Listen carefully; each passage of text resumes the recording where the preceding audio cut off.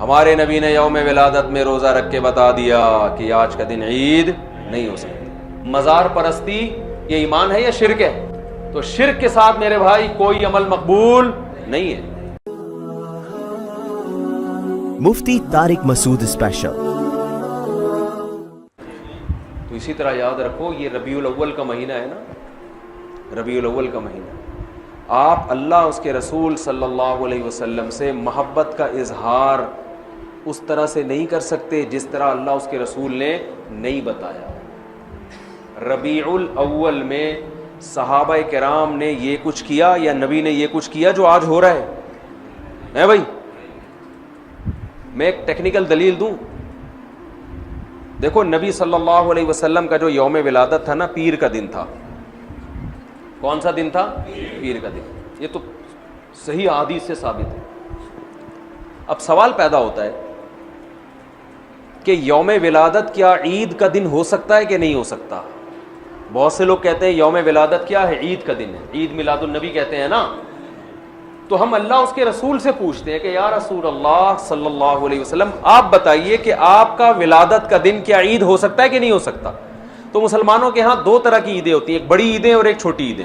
ایک عید الفطر، عید الاضحیٰ، یہ سال میں عید الفطر بھی ایک دفعہ اور عید الاضحیٰ بھی ایک دفعہ۔ یہ اس میں ہم نماز پڑھتے ہیں، نہاتے ہیں، دھوتے ہیں اور مصلی کی طرف جاتے ہیں، ایک دوسرے کو مبارکبادیں دیتے ہیں، جانور ذبح کرتے ہیں۔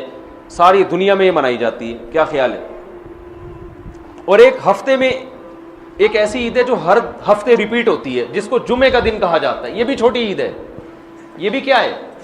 اس میں بھی کچھ عید کا لک اللہ نے ڈالا ہے۔ اس میں بھی خطبہ ہوتا ہے، اور عید الفطر اور عید الاضحیٰ میں بھی کیا ہوتا ہے؟ خطبہ۔ اس میں بھی 2 رکعتیں، ان میں بھی 2 رکعتیں۔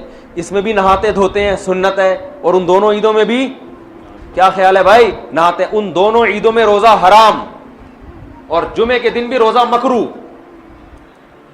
خاص جمعے کو مخصوص سمجھ کے روزہ رکھنا حدیث میں اس سے منع کیا ہے۔ کسی کا چھٹی کا دن ہے یا اس کو آسانی ہے تو ایک الگ بات ہے، اس نیت سے روزہ رکھنا کہ آج جمعے کا دن بڑا دن ہے تو میں اس لیے روزہ رکھ رہا ہوں، اس کی حدیث میں ممانعت ہے۔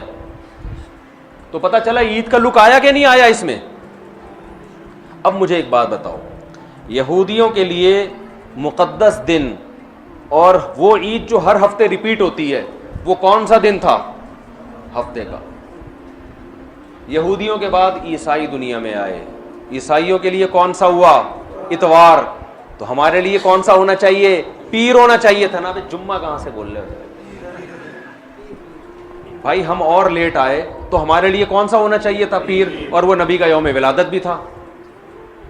لیکن نبی کا یوم ولادت تھا، اس لیے اللہ نے پیر کو نہیں رکھا، ریورس کر دیا جمعے کو، تاکہ لوگ یوم ولادت کو عید سمجھنا نہ شروع کر دیں۔ بہت مشکل ہے بھائی، پشاور میں بات سمجھانا بہت مشکل ہے، بہت مشکل ہے۔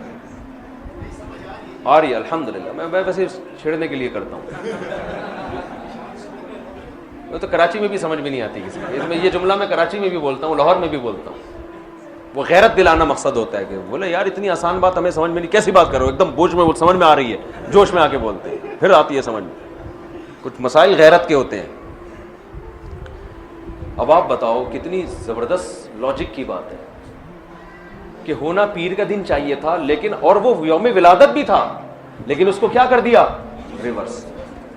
اتنا کافی تھا اس امت کو سمجھانے کے لیے کہ نبی کا یوم ولادت میں عید نہ بنانا، اتنا کافی تھا، لیکن نبی نے ایک اور کام کیا۔ شاید نبی کو معلوم تھا، اللہ نے بتا دیا تھا کہ یہ امت باز نہیں آئے گی، تو نبی نے ایک اور کام کیا کہ پیر کو آپ نے روزہ رکھا۔ صحیح بخاری مسلم کی حدیث ہے۔ صحابہ نے پوچھا آپ روزہ کیوں رکھتے؟ فرمایا میرا یوم ولادت ہے۔ عید کے دن روزہ رکھنا جائز ہے؟ کیا مطلب؟ روزے کا عید کا جو تھوڑا سا بھی تصور تھا نا یوم ولادت میں، اس تصور کے بالکل کھرچ کے جڑ سے خاتمہ کر دیا کہ روزہ اور خوشی کا دن جمع نہیں ہو سکتے، اور آپ پھر یوم ولادت کو یوم عید کہہ رہے ہو۔ تو یہ وہ کوشش ہے جو اخپل کوشش ہے، یہ اللہ اس کے رسول کی بتائی ہوئی کوشش نہیں ہے۔ خوشی میں کھایا جاتا ہے، روزے نہیں رکھے جاتے۔ ہمارے نبی روزہ رکھے، تبھی آپ دیکھو سعودی عرب میں سب عرب اکثر روزہ رکھتے ہیں پیر کے دن، سنت ہے، ہمارے یہاں رواج نہیں ہے. جمعرات کا بھی رکھتے ہیں، پیر کا بھی. پیر کا جمعرات کا تو کسی بھی وجہ سے رکھ لیا، لیکن پیر کا اس لیے رکھا کہ یوم ولادت ہے میرا. تو خوشی میں کھانا کھایا جاتا ہے. روزہ تو کھانا پینے سے بچنے کا نام ہے. اس کی میں 2 مثالیں دے دیتا ہوں تاکہ اور سمجھ میں آ جائے. آپ کی شادی ہو گئی، فرض کرو، کہہ رہے ماشاء اللہ، فرض کرو شادی ہو گئی، دوست ملتے ہیں